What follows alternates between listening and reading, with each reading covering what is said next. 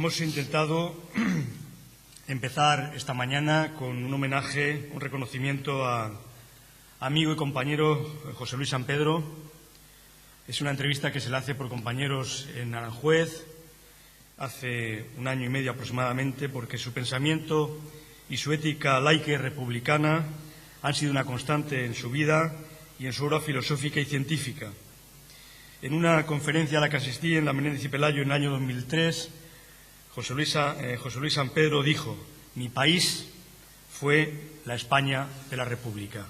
Un aplauso al compañero que estará siempre con nosotros.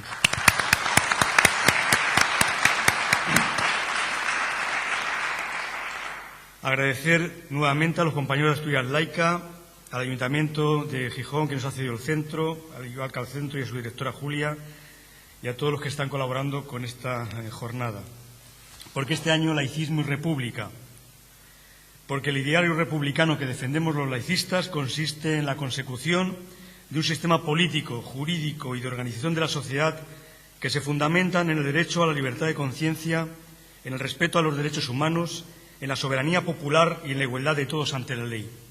Ello nos indica que el pensamiento republicano, el que promueve y defiende la res pública frente a la privatización y el achicamiento del papel del Estado que defendemos, debe caminar en paralelo, ya que ambos buscan el pluralismo ideológico en pie de igualdad como principio del Estado social y de derecho. Por lo cual, aspiramos a un modelo de Estado republicano y laico. Cuando decidimos este título para la 9ª jornada hace bastantes meses, había una menor tensión en la sociedad en cuestiones relacionadas con la forma de Estado. Hoy el debate está en la calle.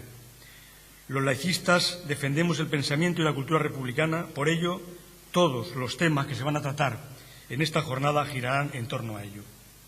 Se os han entregado a la mayoría de vosotros unas carpetas donde vienen los guiones de las conferencias que se van a dar, los horarios que vamos a mantener a lo largo del día de hoy. Está en una hojita, y que no sé si todo lo tenéis, pero que empieza la primera conferencia dentro de unos minutos, en horario prácticamente como pensábamos, a las 10 de la mañana. A las 11 habrá un pequeño descanso. A las 11:30 presentaremos el libro Las coplas ocultas de la República, del compañero fallecido José Gabriel González González. A las 12 será la segunda conferencia Laicismo, Cultura y Obrera Republicana, para terminar aproximadamente hacia la 1 del mediodía, para aquellos compañeros y compañeras que se van a desplazar a poner una placa en el cementerio de Ceares por defender reconocimiento a todas las personas fallecidas o que han muerto por defender la libertad de conciencia. Luego también los que se han apuntado asistirán a una espicha colectiva y esta tarde las dos mesas, que serán una detrás de otra, empezarán a las 5 de la tarde, para terminar aproximadamente hacia las 9 de la noche con el acto de clausura. Bienvenidos, muchas gracias y disculpar por las molestias, que algunas cosas nos están causando a todos.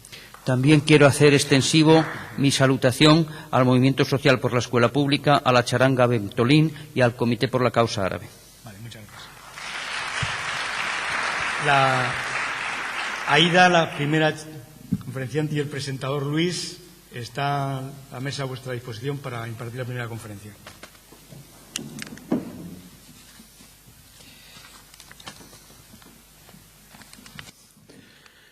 Buenos días. La conferencia que toca ahora versa, como no podía ser, sobre la escuela. Es verdad que desde la óptica de la evolución de la escuela desde la República, pero está claro que el laicismo, que es una forma de situarse frente a la sociedad, tiene muchísimo que ver con la educación. Presentar a Aida Terrón es muy sencillo y a la vez muy difícil, porque es muy fácil quedarse solo en superficial. Lo fácil es decir que Aida es profesora de Historia de la Educación en la Universidad de Oviedo, luego es la persona idónea. Ha dedicado toda su vida al estudio de la educación. De hecho, su tesis doctoral, que se publicó en el 98, era sobre la enseñanza en la zona industrial de Asturias entre 1898 y 1923. Casi toda su actividad y sus publicaciones versan sobre la historia de la escuela. Por ejemplo, en el 96 publicaba Los patronos de la escuela, historia de la enseñanza primaria en Asturias contemporánea. Y en el 2005, la institución escolar, una creación del Estado moderno. Quedarse ahí sería quedarse en una referencia estrictamente de catálogo. Yo creo que Aida interesa mucho más como persona y me vais a permitir que dé un poco para atrás y un poco para hacia adelante. Aida Terrón ha dedicado su vida a eso y parece que no es por casualidad. Los que tenemos una cierta edad recordamos a Eloy Terrón, al quien le une un cierto parentesco, de tu tío. Eloy Terrón es una persona que se hace a sí mismo, que nace en Favero, que empieza como agricultor y como trabajador en la mina, que estudia después filosofía, que aparece como maestro en Cacabelos, que acaba explicando en la Universidad de Madrid, que sufre la represión de la universidad, que dedica toda su vida al estudio de la humanidad a través de la sociología, la antropología, pero especialmente en la escuela. Luego, de ahí tenemos un poco la filogénesis de donde encontramos a la Aida. Pero para mí, que pertenezco al movimiento social en defensa de la escuela pública, que llevo 35 años en la educación en Asturias, Aida es otra cosa totalmente diferente. Para nosotros es una especie de referente teórico. Ella ha estado siempre metida en todos los movimientos de renovación, en todas las inquietudes hacia una actitud crítica frente a la escuela. Y nosotros, cuando necesitamos a alguien, cuando estamos organizando algo, necesitamos un referente teórico, siempre contamos con ella porque ha estado siempre accesible a todas nuestras peticiones y ha colaborado con todo lo que nosotros hemos planteado. Luego, personalmente, para mí es una persona que tiene todo el crédito a la hora de opinar críticamente sobre la escuela. Como vamos un poco justos de tiempo, le doy la palabra.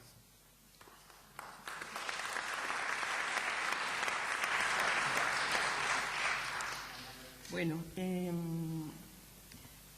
yo desde luego tengo que empezar agradeciendo la invitación que los organizadores me han hecho a participar en esta jornada, en esta 9ª jornada.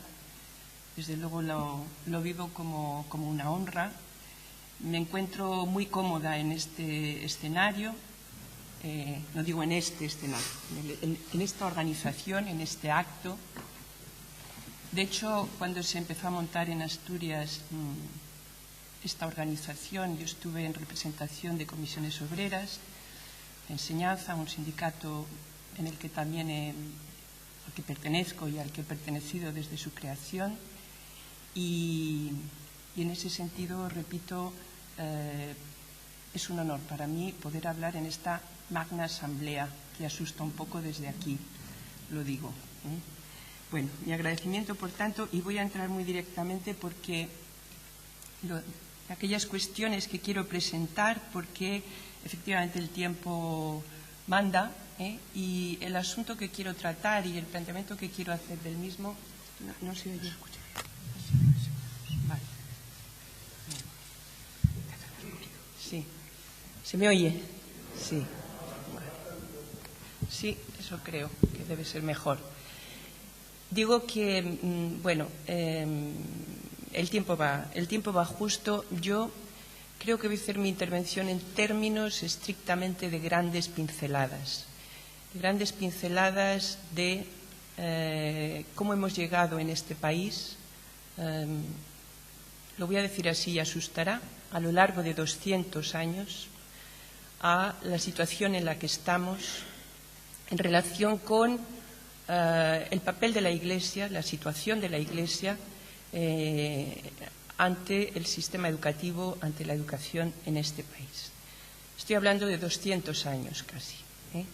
Y claro, yo quiero dar pincelada, una pincelada de 200 años, lo cual, comprendéis, es difícil y voy a intentar atenerme, sobre todo fijándome no tanto en el después. La conferencia dice algo así como la proyección de la educación en la República sobre la actualidad, y yo, contraviniendo un poco el título, voy a fijarme más bien en la Segunda República, pero no hacia adelante, sino hacia atrás. Porque, en mi opinión, la cosa estaba ya muy madura en el momento en que la República inicia su andadura. Es decir, la Iglesia Católica había organizado ya una estrategia de defensa, de ofensiva, en relación con la educación ante lo que llamaba los alcázares del Estado moderno, ante un Estado moderno que estaba intentando asumir como propia la educación e interpretarla como un derecho de la ciudadanía. Esto es lo que la República hace, lo que la Segunda República hace. Para ese momento, la Iglesia ya tenía armada una auténtica estrategia de defensa y de ataque. Estaba absolutamente armada y se había armado en el primer tercio del siglo XX. Por tanto, insisto, no tanto hacia la actualidad, más bien hacia atrás, será donde yo organice las ideas que quiero plantear aquí. La República hizo lo que hizo porque sabía lo que tenía enfrente. Y sabía que o hacía lo que hacía o España no saldría. El régimen republicano no podría permanecer en un país analfabeto, básicamente analfabeto, en un país dominado por la Iglesia Católica. Era imposible que la República permaneciera en el tiempo. Y, por tanto, la educación se concibió como el arma de la República para enfrentar la actitud, el movimiento estratégico de la Iglesia. Como se dijo ayer aquí, eso probablemente le costó a la República su supervivencia, el enfrentamiento radical con la Iglesia Católica, pero probablemente no había otra opción salvo que se quisiese aceptar un mantenimiento de las cosas. Yo creo que comprender realmente la profundidad histórica, el largo tiempo, el tiempo largo en que esta estrategia de la Iglesia se monta y se despliega, comprender que estamos hablando de más de 100 años, yo creo que nos da la verdadera cualidad del problema que tenemos delante, el problema que hoy tenemos delante. Es decir, la situación que hoy tiene el sistema educativo en relación con el papel de la Iglesia en el mismo. Saber que estamos hablando, repito, de una institución cuya estrategia de mantenimiento, de avance, tiene más de 100 años. Pervive, se adapta, se modula y sigue bajo una serie de principios, un fuero, digamos así, que más o menos con algunos pequeños cambios, con algunas pequeñas modificaciones, dice lo siguiente. Esto es lo que dice la Iglesia, lo que viene diciendo, lo que históricamente ha ido construyendo, su fuero. Este fuero que dice: hay un mandato divino de la Iglesia, de Dios a la Iglesia para extender su credo, y del cual ella deduce el derecho a fundar instituciones educativas de cualquier nivel, o sea, la plena libertad de creación de centros docentes con las mínimas exigencias legales, la mínima injerencia en su autonomía organizativa y pedagógica, la plena validez de sus títulos, la financiación con fondos públicos, dado que llevan a cabo un servicio público. Además, el carácter subsidiario que otorgan a los poderes públicos ante los derechos educativos de las familias. Ante esos derechos educativos de las familias, ergo de la Iglesia Católica, el papel del Estado ha de ser meramente subsidiario. El derecho sagrado de las familias a elegir centro docente. La obligación de los padres católicos de escolarizar en escuelas católicas, lo cual combina mal con el preconizado, por otra parte, derecho a la elección de centros. El rechazo a la escuela plural o neutra, o sea, un sistema educativo que para recibir fondos públicos exija a los centros neutralidad ideológica. Y, por fin, la impartición en las escuelas no católicas, es decir, públicas, de la enseñanza de la religión católica para los padres católicos, si las circunstancias lo permiten, el derecho a la inspección eclesial, y si no lo permiten, el respeto a sus ideas y creencias. Yo creo que este es básicamente el fuero, yo lo llamo el fuero, que la Iglesia Católica ha venido construyendo y que está hoy armado y presente en todos sus movimientos, sean cuales sean los gobiernos sucesivos.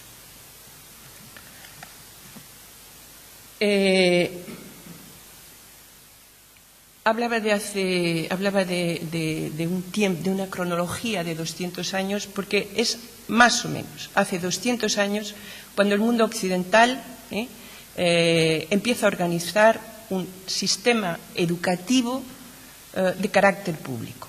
Varios países, el primero de ellos Francia, pero también Alemania, algunos estados alemanes, tras la Revolución Francesa, que establece como un derecho con los jacobinos, como un derecho del hombre y del ciudadano, el derecho a la educación, a la instrucción.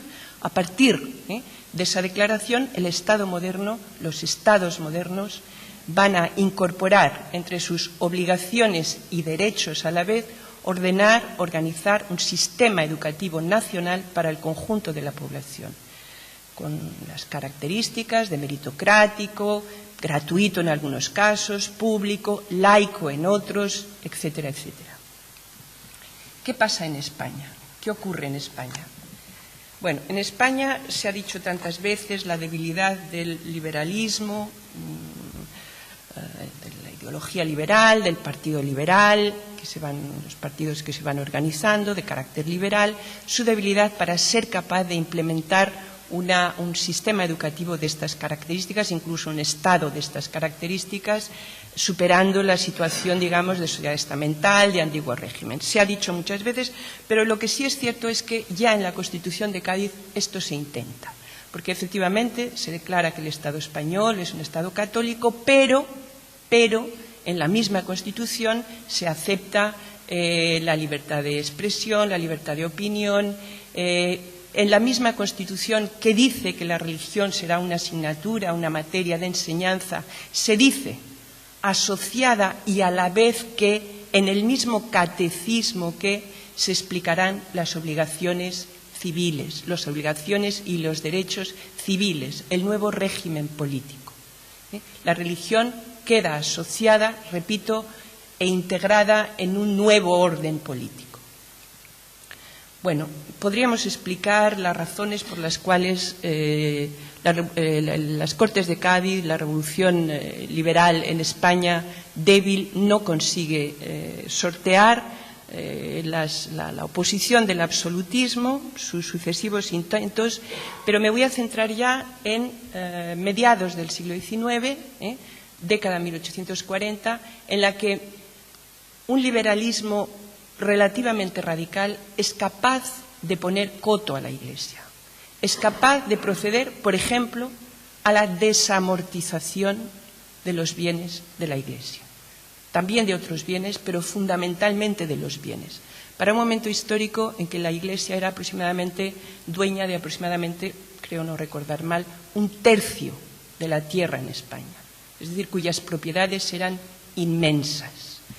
Este liberalismo, relativamente radical en esa década, procede a sucesivas desamortizaciones, fundamentalmente la de Mendizábal, y definitivamente pretende, con los fondos desamortizados, con los conventos desamortizados, con los recursos económicos que proceden de esa desamortización, financiar la organización de un sistema educativo público. Esto se toma en algún momento con absoluta contundencia. Gil de Zárate lo tiene claro. Gil de Zárate, que sería el responsable en este momento histórico de aplicar estos fondos, de ordenar un sistema educativo secularizado, es decir, desde el poder civil, lo dice claro. Dice, la cuestión de la enseñanza es cuestión de poder. El que enseña domina, puesto que enseñar es formar hombres y hombres amoldados a las miras del que los adoctrina. Entregar la enseñanza al clero es querer que se formen hombres para el clero y no para el Estado. Es trastornar los fines de la sociedad humana. Es trasladar el poder de donde debe estar a quien, por su misión misma, tiene que ser ajeno a todo poder, a todo dominio. En suma, es hacer soberano a quien no debe hacerlo. Hay unas cuantas actuaciones en esta línea secularizadora. Son momentos de un alto nivel de anticlericalismo en España. Hay estudios sobre ello que no voy a citar, y que, sin embargo, solo provocan ya de nuevo una estrategia de armarse por parte de la Iglesia Católica. Por otra parte, este proceso de desamortización que acomete el liberalismo es visto como, y de hecho así ocurre, el enriquecimiento de una nueva burguesía. Es decir, esos bienes amortizados que ahora se desamortizan no llegan al pueblo. La tierra no se devuelve al pueblo, no se devuelve a los labradores. La tierra no se da o se vende barata a los labradores. Hay una acumulación de lotes de los que sale, lo digo también rapidísimamente, ganando esa burguesía que había tenido estas tildes revolucionarias. Acaba ganando, acaba enriqueciéndose, es denunciada por Flores Estrada como una acumulación de capital, casi en los mismos términos que lo dijo Marx, una nueva acumulación de capital por parte de la burguesía, fracasando absolutamente el intento, digo, de haber hecho un nuevo reparto de la riqueza, haber triunfado, digamos, estas tesis que asociaban una burguesía progresista con los sectores populares. Bueno, esto hace que se escinda el Partido Liberal, esto hace que aparezca el Partido Demócrata y, por tanto, tenemos ahí el germen del republicanismo. En Europa, ¿qué está ocurriendo? En la misma Europa progresista de burguesía liberal avanzada que había organizado los sistemas educativos, hay una reacción, ha habido una comuna, 1848, ha asustado a esta burguesía europea, hay una reacción, hay un periodo de retroceso ideológico, como no podía ser menos, lo hay en España mucho más acusado, mucho más acusado. Y aquellas veleidades de Gil de Zárate se van al traste, se van al traste. Esta burguesía va a decir cuidado, cuidado, educación, pero educación con cuidado. Hay un texto pedagógico, el más importante quizá de la mitad del siglo XIX español, Diccionario de Educación y Métodos de Enseñanza, de Carderera, que explica muy bien cómo debe enseñarse al pueblo que este régimen liberal le ha dado la libertad. Incluso le ofrece una instrucción popular, escuelas, le ofrece escuelas, pero que el pueblo ha de saber que esta libertad y estas escuelas no son para, voy a decirlo así, abusar de ellas, abusar de ellas. Dice, leo, porque es muy claro, dice, esta instrucción popular que propaga los conocimientos necesarios, combate las malas inclinaciones y hábitos viciosos que pueden contraerse en la infancia y extiende las provechosas influencias de la razón, la religión y la moral, es una muestra de la libertad social recuperada por las clases y personas que estaban privadas de ellas. Pero esa educación debe actuar ella misma como un regulador fiel y poderoso de esa misma libertad. Para ello hay una exigencia doble. En primer lugar, que no se extienda más allá de sus límites adecuados, excitando entre estos sectores populares ambiciones difíciles de satisfacer, exponiendo entonces a los individuos a un desarrollo funesto para su bienestar y para la tranquilidad de los demás. Entonces sería 1000 veces la ignorancia, mejor dice. Y en segundo lugar, y esto es lo que quiero subrayar, que subordine todo conocimiento a la religión y a la moral. Subordinación que es el principio fundamental de un buen sistema de educación. La educación que el liberalismo plantea en la segunda mitad del siglo XIX, hacia la mitad del siglo XIX, es una educación que ha perdido ya absolutamente el marchamo que el liberalismo radical heredero de la Revolución Francesa estaba queriendo darle. Una instrucción que libere a los individuos, que les permita ser autónomos, tener una moral autónoma. Esto ya se ha perdido. La educación subordina. Este miedo de esta burguesía, desde luego, cristalizó en la firma del Concordato de 1851. Concordato con la Santa Sede, que dice, 1851, dice: la religión católica, con exclusión de cualquier otro culto, sigue siendo la única de la nación española, y a su efecto, la instrucción en universidades, colegios, seminarios y escuelas públicas o privadas de toda clase será en todo conforme a la doctrina de la religión católica. Y a este fin no se pondrá impedimento alguno a los obispos y demás prelados de velar por la pureza de la fe y de las costumbres y sobre la educación religiosa de la juventud, aún en las escuelas públicas. A partir de este concordato, en 1851, la educación en España queda absolutamente subordinada. La Ley Moyano de 1857, la que regula definitivamente nuestro sistema educativo, que está hasta 1970, por tanto, la educación pública en España, con todos los límites que se quieran poner a esto público, queda subordinada a este concordato, que significa que no solo en el sistema público, en todo tipo de instituciones, la religión domina. Esto fue una forma de compensar, se dice, a los religiosos por este proceso de desamortización. Concretamente, la Ley Moyano de unos años después, 1857, dice: la enseñanza en España será privada o pública. Ahí ya tenemos la doble red, privada o pública, hasta hoy. Desde entonces hasta hoy, 1857, privada o pública. En la pública, y en atención al concordato y a la condición católica de España, en la pública la Iglesia tiene todo el derecho a inspeccionar, a someter un nihil obstat para publicar cualquier libro, cualquier idea, cualquier texto, cualquier material está sometida a la censura eclesiástica y, desde luego, la religión católica en todos los niveles educativos. Los sacerdotes inspeccionarán los centros educativos siempre que sea su voluntad. Y lo que es más grave, para esa enseñanza privada que se reconoce, no será necesaria, en el caso de que la tal enseñanza privada sea religiosa, no será obligatoria la exigencia de un título para poder enseñar primaria o secundaria. No se exige título.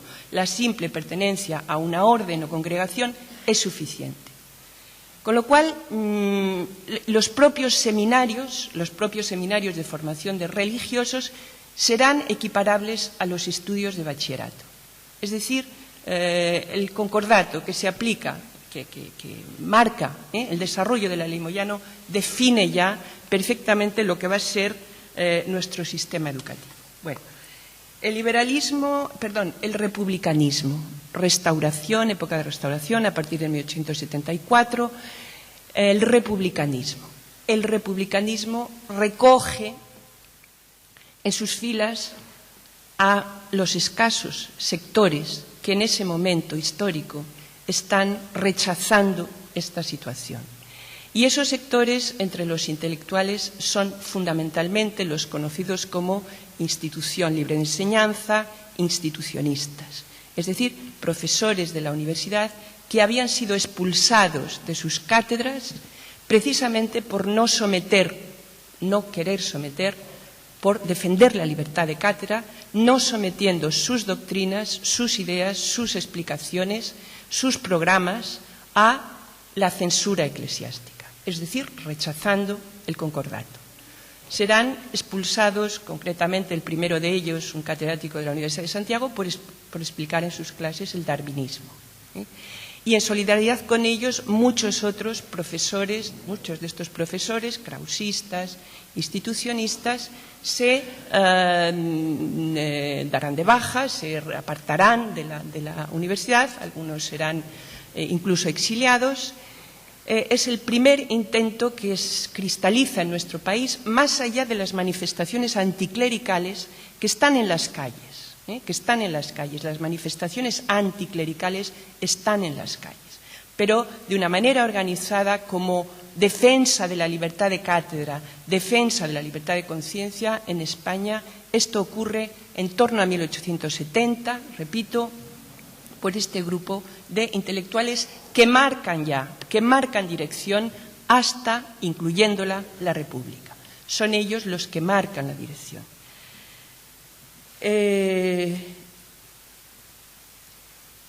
Hay un republicanismo más radical, el de Pil Margall, inspirada en esa filosofía positivista, que pide la separación de la Iglesia del Estado, la secularización de las instituciones, la supresión de las órdenes religiosas, la laicidad de la enseñanza, el sostenimiento de escuelas laicas, un republicanismo, todo el republicanismo, las distintas familias republicanas son todas ellas laicizadoras, digamos, todas ellas, aunque en escalas diferentes. El que acabo de citar, el republicanismo institucionista, es escasamente agresivo en esto del anticlericalismo, del laicismo, escasamente agresivo. Es más bien partidario de la neutralidad ideológica, de la neutralidad religiosa, de la defensa de la libre conciencia, de la libre razón, del libre pensamiento, pero escasamente agresivo. Por tanto, aun cuando la institución de la enseñanza sea emblemática institución que defiende la laicidad de la enseñanza, es menos peleona, por así decirlo, que lo van a ser para esos años no solo el republicanismo de Pil Margall, pero también la masonería, pero también el anarquismo. El anarquismo está ahí, pues representado en la figura sobre todo de Ferrer y Guardia, defendiendo escuelas laicas, racionalistas, librepensadoras, etcétera, etcétera. Una red importante que se extiende por España, por determinados núcleos, en estos últimos años del siglo XX. El propio Giner incluso se preocupa mucho de que la enseñanza laica venga a ser, dice, la bandera de un partido, que venga a ser una actitud militante, una actitud partidista, combativa. Dice, muchos de los defensores de la enseñanza laica no lo son por razones jurídicas, ni por las exigencias de una educación verdaderamente racional, sino por combatir el influjo del sacerdocio católico y fundar una supuesta educación anticlerical y republicana, olvidando que exactamente el mismo derecho tiene la nación a que no se perturbe con preocupaciones intolerables la conciencia del niño, lo que se puede invocar frente del ultramontanismo como del anticatolicismo, contra los partidos como contra los políticos como contra los religiosos. Unos y otros ponen en peligro la neutralidad de la escuela y convierten la educación en obra exclusiva y sectaria. Es decir, a estas finales del siglo XIX hay este laicismo que proclama la laicidad, la separación de la Iglesia y el Estado, la laicidad de las instituciones, etcétera, etcétera, pero que es presentado y es entendido más bien como enseñanza neutra, frente a un laicismo claramente anticlerical, mucho más combativo, que, como digo, representa el anarquismo. Y, sin embargo, dentro del anarquismo, Ferrer y Guardia, como también lo estaban haciendo los socialistas para esa época, que también están fundando escuelas laicas, etcétera, no creen que la pelea por el laicismo sea lo que verdaderamente ha de ocupar a la clase obrera, que la clase obrera tiene conquistas más importantes que hacer, hay muchas citas, como veis estoy apoyándome mucho en citas, pero bueno, me parece que para la época se es menos eufemista que hoy y las palabras se dicen en lo que significan. Dice Ferrer, en este sentido que digo, de relativizar la importancia de la defensa de un laicismo radical en este momento frente a lo que serían las verdaderas preocupaciones de la revolución de las clases proletarias. Dice, si la clase trabajadora se librara del prejuicio religioso y conservara el de la propiedad, tal cual hoy existe, si los obreros creyeran cierta la profecía que afirma que siempre habrá pobres y ricos, si la enseñanza racionalista se limitara a difundir conocimientos higiénicos y científicos, podríamos muy bien vivir entre ateos más o menos sanos y robustos, según el escaso alimento que les permiten sus menguados salarios, pero no dejaríamos de hallarnos entre los esclavos del capital. Es decir, el tema del laicismo es una cuestión importante, pero a la clase trabajadora son otras cosas las que le preocupan o le deben preocupar. No obstante, repito, la masonería por estos años está apoyando estas escuelas racionalistas, está expandiéndose de manera importante. La República, de hecho, la Segunda República, va a tener, más o menos dicen los datos de los historiadores, 8 ministros, el primer bienio, 8 ministros, el primer gobierno provisional, 8 ministros masones y después unos 150 diputados. Es decir, que hay una clara presencia en las Cortes republicanas de masones que están trabajando activamente en la extensión de las escuelas racionalistas. Bueno, voy ya con cuál es la reacción de la Iglesia a finales del siglo XIX, principios del XX. Como decía, un rearme estratégico de la Iglesia.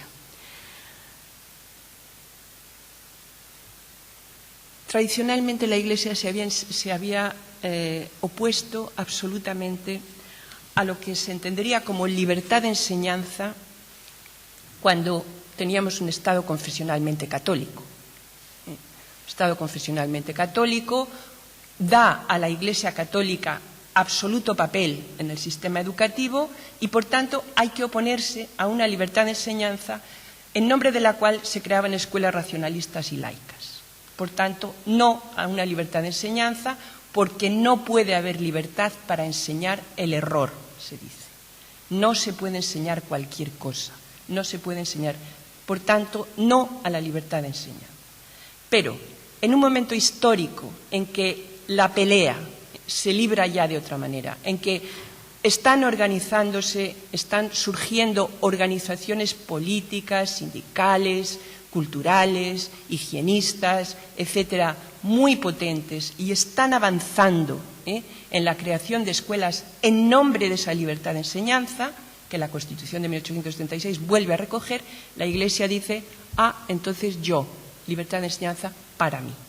Libertad de enseñanza para mí. Yo trabajo desde la libertad de enseñanza y reclamo libertad de enseñanza para las órdenes religiosas frente a un Estado que igual en algún momento se le ocurre hacer una enseñanza, como ellos dicen, un sistema educativo, como ellos dicen, jacobino, es decir, estatalista, dicen también. Es decir, ante el peligro de que el Estado, en un momento en que puedan ganar las elecciones fuerzas que apoyan un sistema de educación público, ante ese peligro, entonces vamos a defender la libertad de enseñanza. Vamos a crear nuestro propio espacio ante el peligro de que haya unas elecciones, el sistema político se arme de manera que desde las instituciones públicas, desde el Estado, se desarrolle realmente un sistema de educación público. Lo dicen absolutamente claro. Cuando leí por primera vez un texto publicado en uno de los congresos católicos de finales del siglo XIX, un congreso en el que se está, repito, definiendo la estrategia ante el Estado moderno. Teníamos las leyes Ferry en Francia. Francia estaba expulsando a los religiosos por órdenes religiosas que, por cierto, venían a España. Vinieron todas a España. Se están viendo estados, repúblicas, que están ordenando una educación del Estado. Ante ese peligro, repito, estos congresos católicos de finales del siglo definen nuevas estrategias y dicen nuestra estrategia estará definitivamente centrada en reivindicar dentro de nuestra patria la libertad de enseñanza cristiana, considerándola como la primera posición que hemos de conquistar a fin de que, aun dada la organización social presente, alcancen el padre de la familia y la Iglesia la plenitud de sus derechos.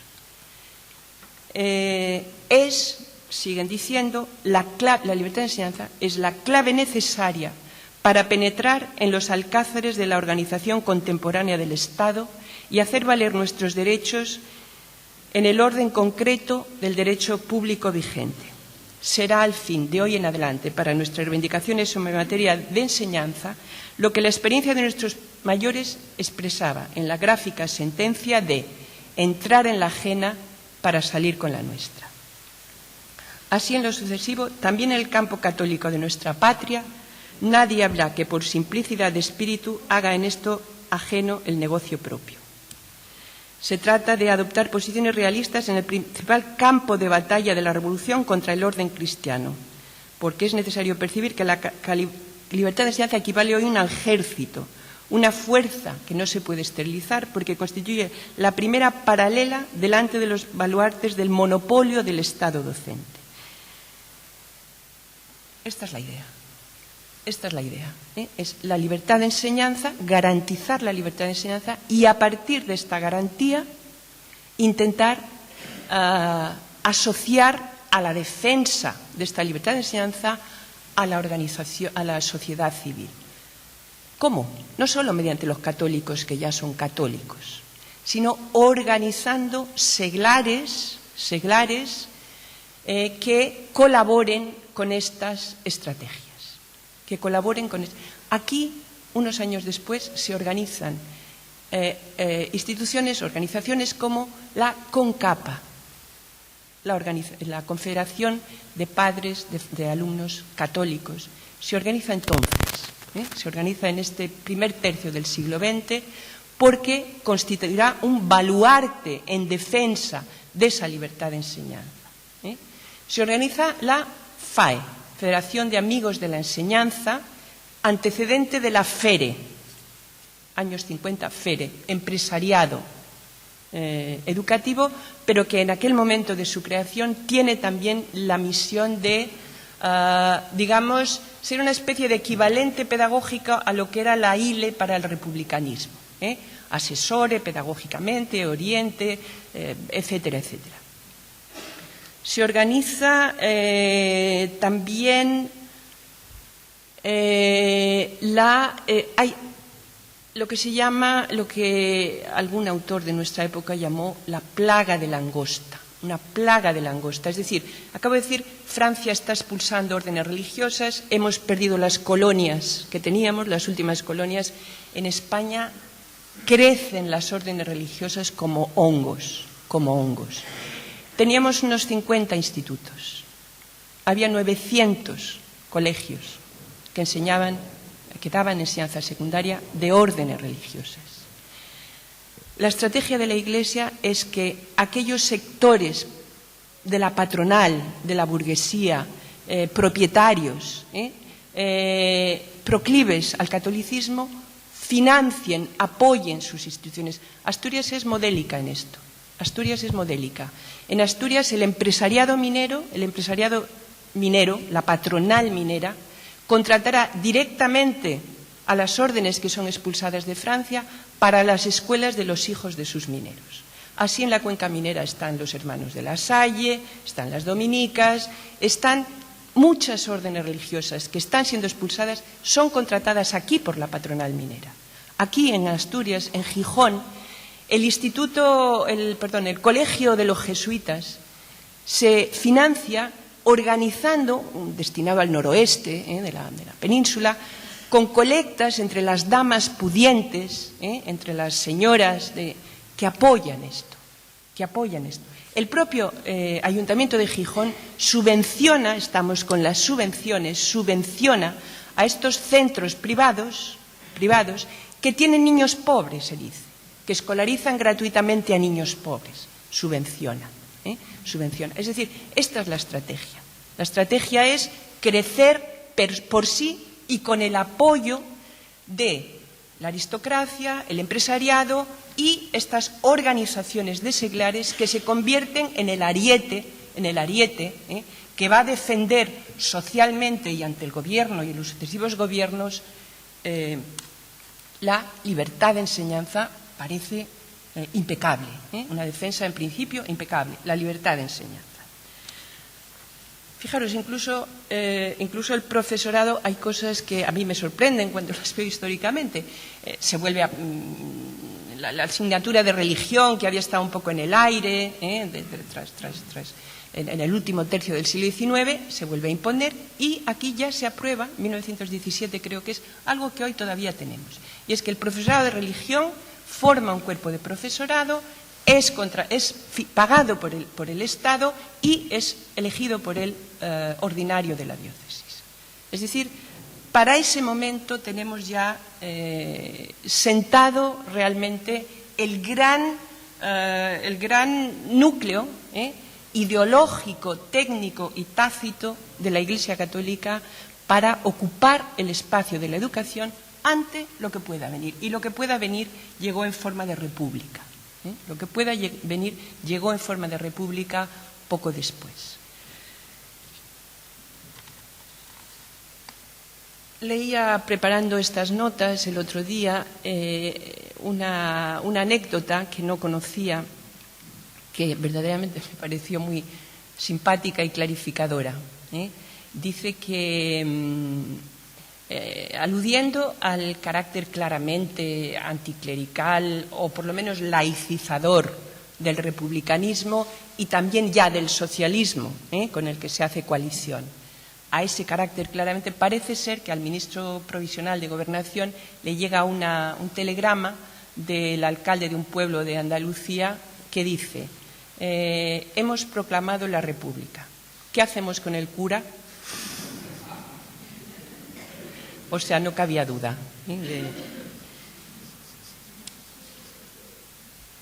¿Qué representa la República? ¿Por qué la República sigue inspirándonos? ¿Por qué la República sigue inspirándonos? Yo, que le he dado muchas vueltas, que he estudiado mucho esta cuestión, creo que lo que más debe inspirarnos, porque no se trata de... Yo que doy tantas charlas sobre la República, el mes de abril es mi mes de galas, como suelo decir, tengo muchas galas en abril. De hecho, hemos estado con una exposición en la Universidad de Oviedo que pensaba haberla traído y proyectar imágenes, pero me parecía que no tenía tiempo para ello. Digo, que le he dado muchas vueltas, pienso que... Porque no se trata de pasear la República como un muerto. Y la República, porque la República, aunque esté 60, 70, 80 años ahí atrás y seguimos diciendo la República, solo nos sirve si nos inspira. Si nos inspira. ¿Y qué me inspira a mí de la República? Lo que más me inspira a mí de la República, de lo que hizo la República en relación con la educación, fue el haber hecho un diagnóstico preciso de qué sistema educativo tenía delante y cuál quería.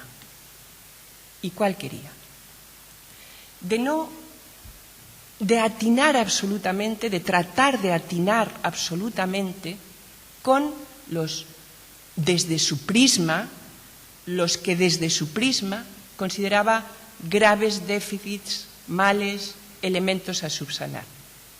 No aplicando sin más un programa absolutamente ideológico, que también, pero absolutamente ajustado con el diagnóstico que hace.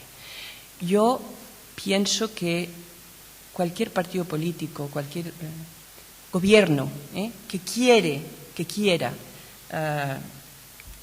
hacer algo ante la educación debe dejar de lado primero sus ideologemas y analizar lo que hay desde su propio prisma. Y esto lo hace la República. La República tiene claras algunas cosas en relación con el sistema educativo. Tiene clara lo que ya dije. No se puede dilatar la República en el tiempo sin educación, con analfabetos, con personas que no, lo había dicho ya mucho antes en la Revolución Francesa con Dorset, en vano habremos roto las cadenas, en vano habremos concedido la igualdad de los ciudadanos si dejamos pervivir la mayor fuente de dependencia, que es la ignorancia. La mayor fuente de tiranía, en realidad. La ignorancia de aquel que no conoce, que le hace depender del que conoce. Los republicanos están convencidos de esto. Están convencidos realmente de que la educación, lo que se decía ayer aquí por la tarde, yo lo estaba asociando con esto, de que solo una población autónoma en su propio juicio, en su propia conducta, en su propio pensamiento, en el ejercicio de su razón, etcétera, solo esa persona puede sostener la República, solo esa. Bueno, de esto están convencidos los nuevos gobernantes, están convencidos también de otro sesgo claro de nuestro sistema educativo.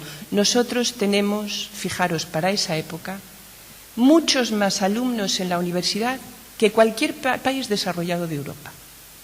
Un porcentaje de alumnos universitarios e incluso de enseñanza de bachillerato mayor a cualquier país de Europa. Y sin embargo, en enseñanza primaria tenemos aproximadamente un 50% de analfabetos, perdón, un 50% de niños y sobre todo niñas sin escolarizar. Esa es nuestra realidad. Nuestra realidad es que aquí se ha pagado la educación para las clases medias altas. Se ha pagado con presupuestos públicos la educación históricamente para las clases medias altas. Y se ha abandonado y se había abandonado la enseñanza primaria, la enseñanza de los sectores populares. Y esto lo tiene claro la República, clarísimo. Y por tanto, la prioridad absoluta es, lo decía Llopis, sembrar el país de escuelas. Vamos, dice, tirémoslas a voleo, donde caigan, germinarán. Eso es el alma de la República.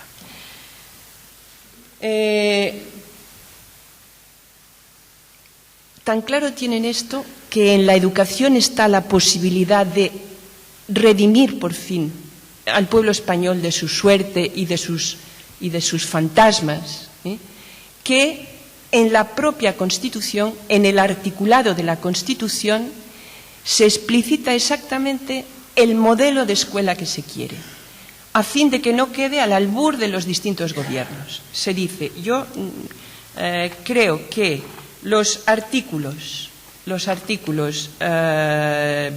26 sobre cómo se regula las relaciones con la Iglesia. Yo no sé si se han pasado en la carpeta o no, os invito desde luego, no los voy a leer porque no me da tiempo. Sobre todo el 26 que regula las relaciones con la Iglesia, no lo voy a leer, pero os invito a leerlo porque sí que nos inspiran hoy, os lo aseguro. Pero el artículo 48, que es el que regula cómo ve la República la educación, es interesante y lo que voy a hablar de la educación república, básicamente lo voy a hablar desde ese articulado para, sí, no perderme mucho. Bueno, no, intento avanzar. Enseñanza, atribución esencial del Estado. La cultura es una atribución esencial del Estado. Que será laica, que hará del trabajo el eje de su actividad metodológica y que se inspirará en los ideales de solidaridad humana. Se reconoce a las iglesias el derecho de enseñar sus respectivas doctrinas en sus respectivos establecimientos. Bueno, la oposición de la Iglesia Católica en la discusión de la Constitución, la guerra escolar que se desata, la llamada a la desobediencia, etcétera, es clara.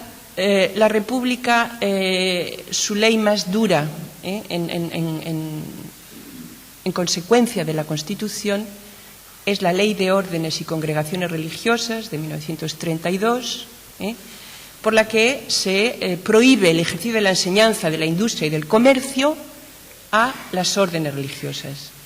Evidentemente, esto dispara absolutamente esta guerra escolar, este conflicto. En el 33 las elecciones las gana la derecha.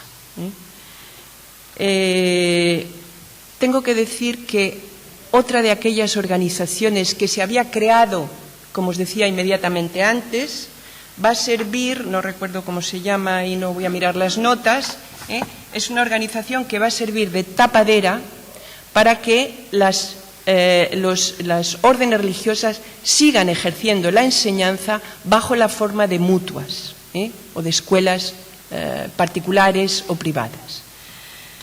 Bueno, ya me han dado la orden he enseñado el... Solo quiero leeros un par de cosas más para venir hasta hoy, y las leo porque quizá acabo antes. Mirad, el franquismo, desde luego, no en vano ejerce su depuración o ejerce la depuración sobre el cuerpo de enseñantes en base, y el castigo consecuente, en base sobre todo a la conducta religiosa de sus docentes. Las penas, los castigos han dependido fundamentalmente, no tanto de dónde habían militado, en qué partido, fundamentalmente de su comportamiento religioso. Incluso los más violentos castigos. Por tanto, que la religión católica, que la Iglesia iba a tener el papel absolutamente central en el nuevo régimen, no nos quedaba ninguna duda. De eso no nos quedaba ninguna duda.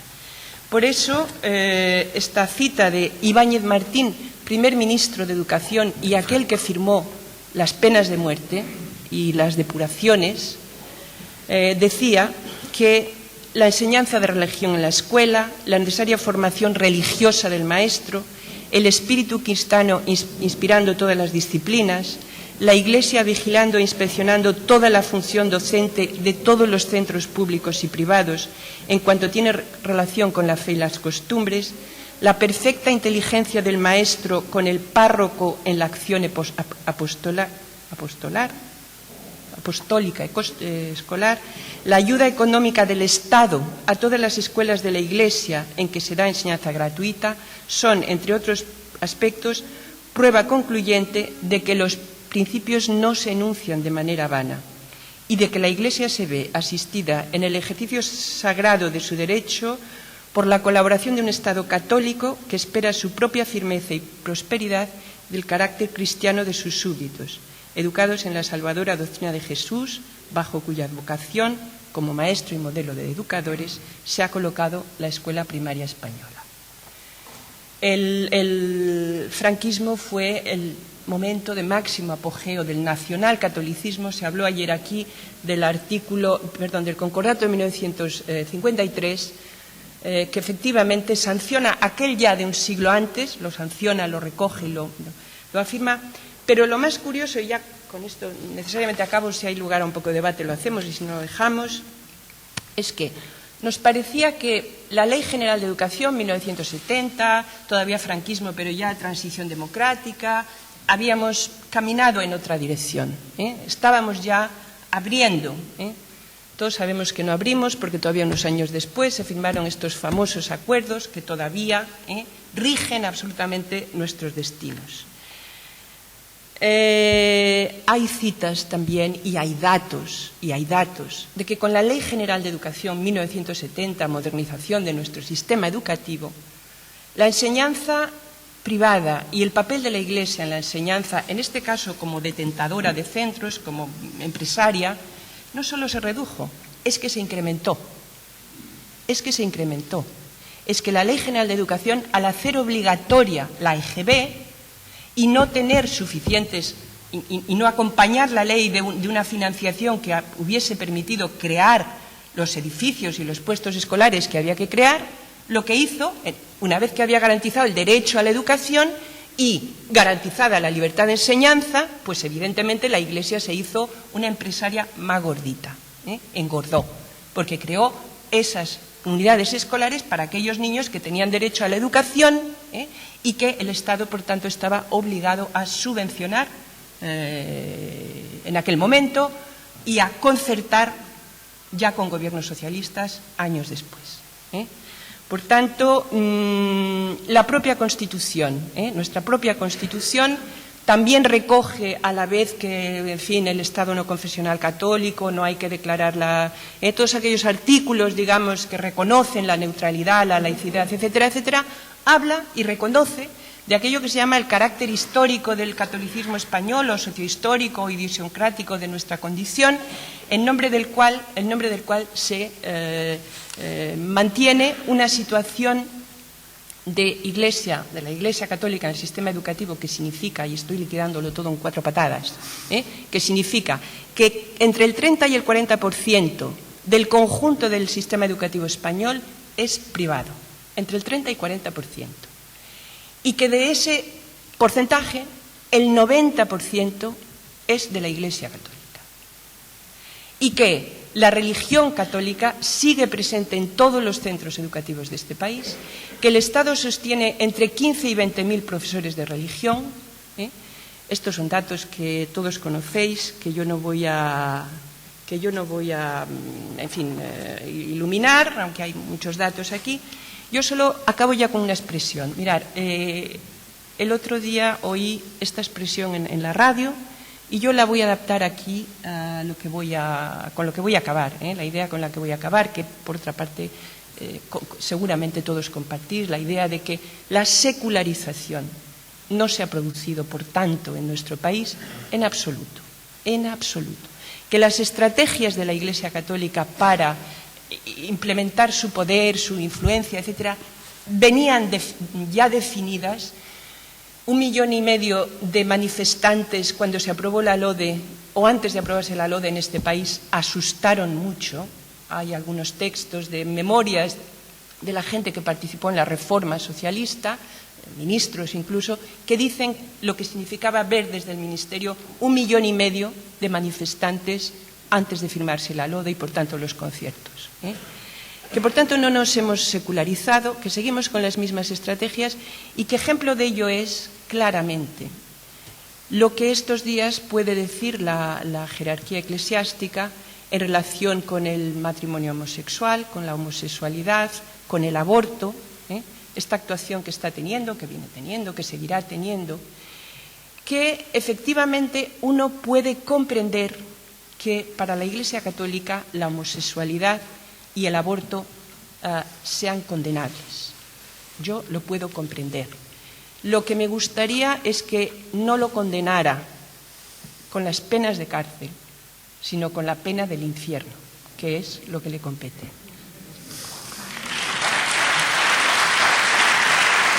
Perfecto.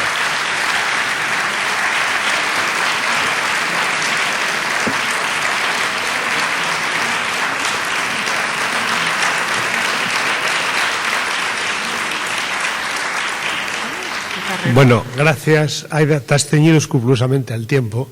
El trozo de recreo que os están quitando fue la presidencia bicéfala la que os lo quitó, no la ponente. Ahora ya estáis en tiempo de recreo.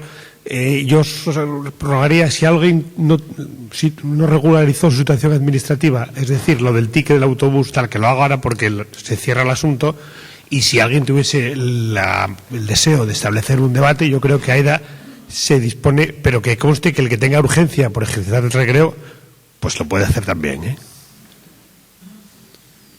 ¿Tienes una pregunta? Sí. Sí sé, A ver, dime.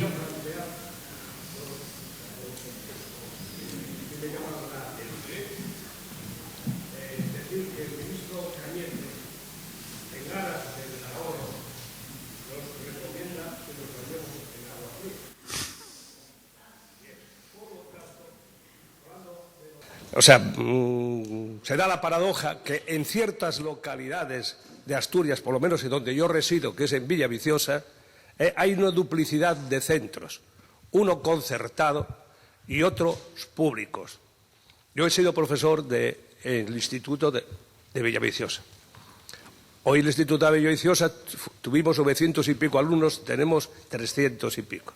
Pero en las escuelas primarias pasa lo mismo. Está abarrotado la enseñanza concertada, o sea, la privada, gestionada por las monjitas, en detrimento de la enseñanza pública. Y entonces, teniendo en cuenta el consejo del ministro Cañete, ¿cómo es posible que se esté duplicando el gasto en la enseñanza en Villaviciosa, teniendo la escuela pública suficientes puestos para todo el alumnado de la comarca? Eso por un lado. Bueno, ¿Me permites? Bueno, y para terminar mi intervención, tú decías que antaño la Iglesia dominaba a España bajo el control educativo y el analfabetismo. ¿Y hoy qué es? ¿Que estamos todavía analfabetos? ¿O qué clase de analfabetismo sufrimos hoy? Perdón un momento, pero el jefe me viene a recordar que el debate lo hacéis sacrificando el recreo. Bueno, yo ya lo dije, ¿no? Yo lo estoy sacrificando. Es que el jefe debe tener actividades extraescolares fuera, pero vamos. Contesto muy rápido. Mira, lo que dices viene a demostrar que efectivamente conquistar ese derecho a la libertad de enseñanza, entendida como libre creación de centros, porque es muy importante distinguir esto. La libertad de enseñanza no es igual que la libertad de cátedra, ni es igual que la libre creación de centros. Son cosas diferentes. La libertad de enseñanza que hemos visto la Iglesia hace siglo y pico sanciona, la aplica en términos de libertad de creación de centros docentes. Y efectivamente su estrategia fue definitivamente estupenda. Le sirve para que ocurra esto que tú estás diciendo, porque los datos que acabamos de decir quiere decir que de la libertad de enseñanza así entendida solo se beneficia la Iglesia Católica, por lo menos en un 90%. ¿Qué se hace en la transición? ¿Qué dice la Constitución? ¿Qué dice la normativa en el periodo de la transición? Dice, solo se subvencionarán y se concertarán aquellos centros que sean necesarios por insuficiencia y que cumplan determinadas condiciones, sobre todo que sean centros de carácter social o en zonas sociales. De eso, que yo sepa, y yo no soy una analista experta en la situación de la escuela hoy o del sistema educativo hoy, no sé cómo se están haciendo en Asturias, por ejemplo, pero no me cabe ninguna duda de que los conciertos hoy ya no obedecen, ya desde hace muchos años, no obedecen para nada a esto que estás diciendo. Tanto ayer como hoy puede haber parecido, se ha dejado caer que justamente el enfrentamiento con el poder que tenía la Iglesia ancestral tuvo que ver con el fracaso de la República. Me parece muy sesgado. Es decir, señalar que uno de los elementos fundamentales de la democracia era, efectivamente, hacer un Estado secularizado y laico, era fundamental. Pero fue la tibieza de quienes no llevaron ese enfrentamiento contra la reacción que se organizaba la que pudo llevar a su fracaso, no quienes defendieron esto. Es decir, si bien el bienio negro no es por los avances que se pretendían, será evidente que la reacción se iba a armar. Pero también hubo el desencanto por una reforma agraria no llevada a cabo y, efectivamente, como muchas veces, eso da paso a la derecha. Como igual en el 36, no quienes señalaban el peligro que había de golpe y los que decían que había que prepararse para eso tuvieron la culpa de que se diera, sino aquellos que decían que había que seguir confiando, que eran demócratas quienes no lo eran. Y por último, muy sencillito, creo que efectivamente, si la secularización de este Estado está pendiente, creo que es muy importante la gente que está impulsando la necesidad de un nuevo proceso constituyente, porque hay elementos fundamentales de la democracia que aquí no se han dado, sino todo lo contrario. Sí, bueno, seguramente podemos estar de acuerdo. Depende, solo es un nivel de, solo tiene que ver con la dosis. Quiero decir, yo también, yo creo que los estudios de los historiadores efectivamente manifiestan tantas otras debilidades de la República, la falta quizá de lucidez, de acierto, de debilidad, fraccionamientos internos, todo eso está ahí y es evidente. Ahora, también te digo, si uno consulta realmente los diarios de secciones, los panfletos, la prensa de la Iglesia, el debate, la revista Atenas, etcétera, ve que allí se estaba armando, que aquello no podía sostenerse y no se iba a sostener. Eso está claro.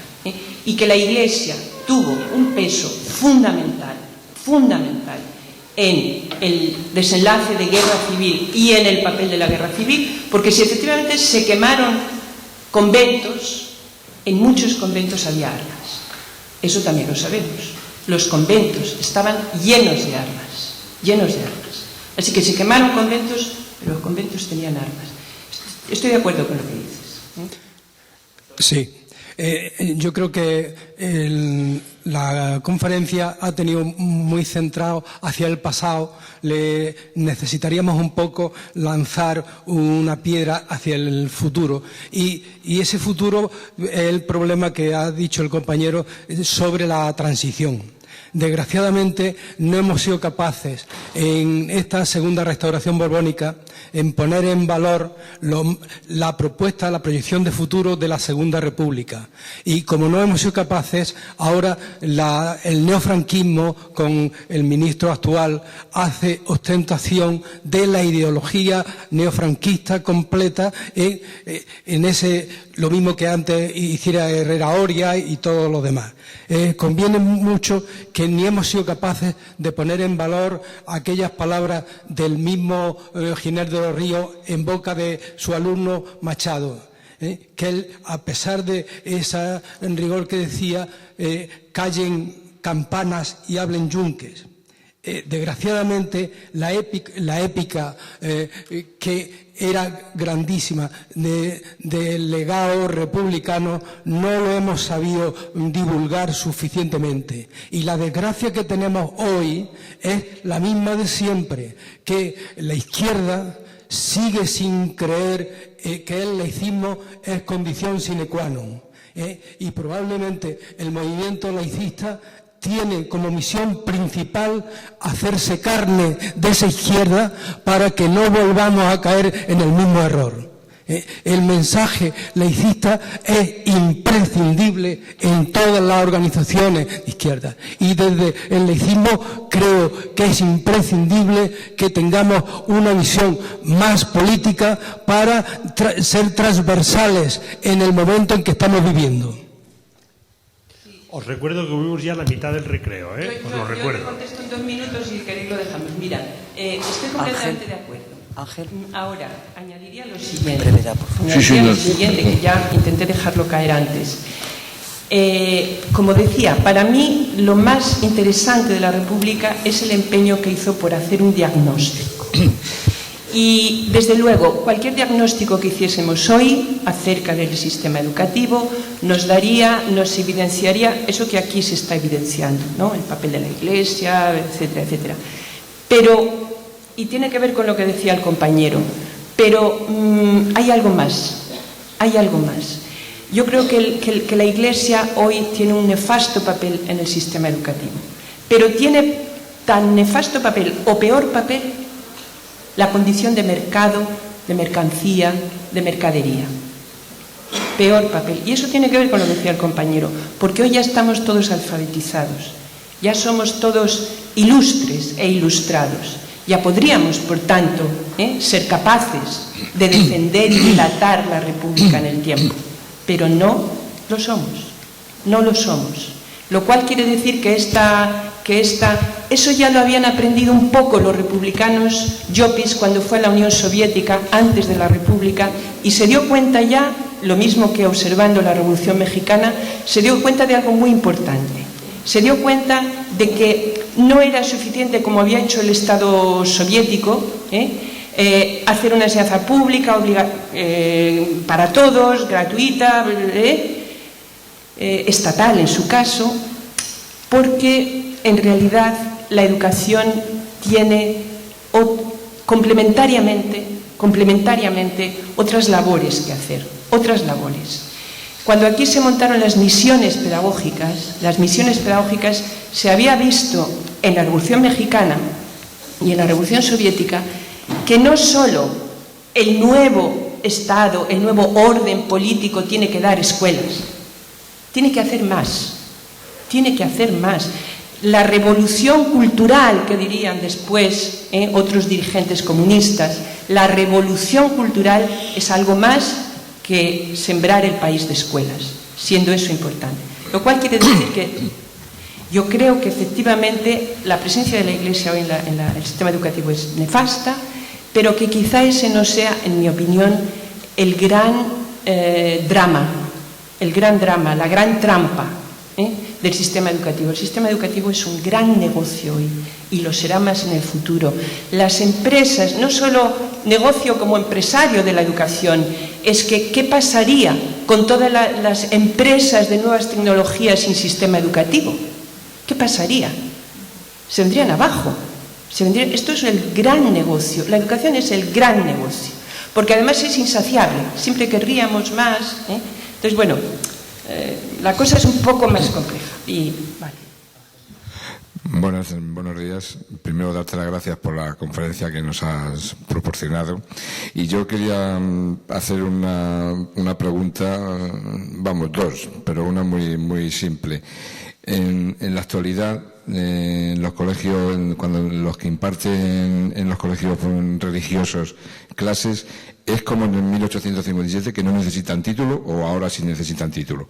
Y por otra parte, yo estoy interesado en que me hicieras unas pinceladas de lo que representa o representó Ferrer y Guardia el movimiento vanguardista de la educación en este país. Gracias. Yo sé, y repito, que sobre la rabiosa actualidad no soy una especialista. Me pedían antes colaborar y no. Por lo que yo sé, sí, los profesores que dan enseñanza de religión, por lo menos en la escuela primaria, tienen, que yo sepa, una cualificación, digamos, que se da en la Escuela de Magisterio de Oviedo. En la Escuela de Magisterio de Oviedo se da una específica. De hecho, por eso existe la asignatura de religión en el plan de estudios de Magisterio de Oviedo. No, no lo sé. Yo supongo que tienen que ser licenciados o que tener la titulación. Supongo, creí que decía religión. Ferrer y Guardia. Bueno, Ferrer y Guardia... en fin, ¿cómo decirlo? Ferrer y Guardia representa lo que sería el ideario, ¿no?, de la pedagogía anarquista, de la escuela moderna. Yo creo que él es bastante crítico. Tengo por aquí una larguísima cita que no he leído por eso. Verás, es bastante crítico con la escuela pública, con la escuela que sostiene el Estado. Así como el Partido Socialista en el Congreso de 1918 empezó a apostar por la escuela pública, cuando hasta entonces Pablo Iglesias había dicho, y a los socialistas y a los obreros, ¿qué nos importa la educación? Nuestros hijos van a seguir siendo mineros. A nosotros no nos importa este sistema educativo de la burguesía. Nosotros tenemos que hacer un cambio de orden político. Tenemos que hacer un sistema socialista, y lo que nos importa es cómo está repartida la propiedad. Hacer desaparecer la propiedad, organizar un nuevo... La educación en esto tiene un papel absolutamente secundario, porque nuestros hijos no van a estudiar. Podrán ir a la escuela, a lo mejor, si se organiza un sistema de escuela pública, podrán ir, pero no van a escapar a su condición, y por tanto rechazaban. Solo en 1918, esta alianza de intelectuales y trabajadores, de fuerzas del trabajo y de la cultura, en fin, esta cosa, en 1918 el Partido Socialista con Luzuriaga ya se perfila como un partido que querrá gobernar y tener tal, ¿no? Y ya apuesta por una educación, no dice del Estado, pero pública. Una escuela pública a cargo del Estado, financiada, laica, gratuita, lo que después fue más o menos el ideario republicano. Pero a Ferrer y Guardia esto no le gusta, este tipo de escuela no le gusta. Y y hace una comparación con esa Tercera República Francesa, donde Ferry efectivamente había hecho una escolarización gratuita, universal y tal, y decía, bueno, ahí hay un empresariado que explota a los trabajadores. Un empresariado que muy bien, venir a la escuela, yo doy, pero no me alborotéis un pelo el orden, la situación y la estructura. Ya, perdona. No, ya no es el tiempo de recreo el que sacrificamos, sino que la siguiente ponente, por implicaciones tecnológicas, necesita un tiempo de preparación y ya estamos entrando en el terreno del trabajo ajeno. Y aquí la dirección, antes no, pero ahora sí es escrupulosa.